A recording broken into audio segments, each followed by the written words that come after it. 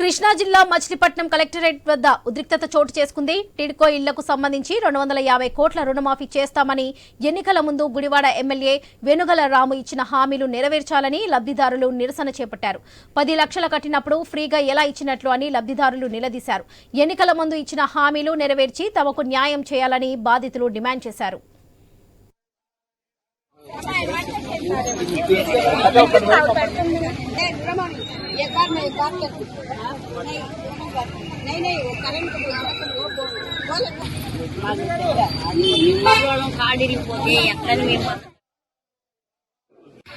మాకు వెనుగల రాము గారు రుణమాఫీ చేస్తానన్నారండి ఎలక్షన్ టైంలోని.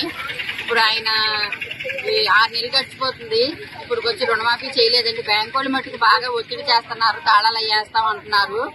మేము అక్కడి నుంచి గుడివాడ వెళ్ళాలన్నా టౌన్ కి వెళ్ళాలన్నా కూడా 100 రూపాయలు అవుతుందండి. కనీసం మాకు సిటీ బస్ కూడా వేయలేదు. మేమందరూ కూడా ఆడమాగా కష్టపడి పని చేసుకునే వాళ్ళమే.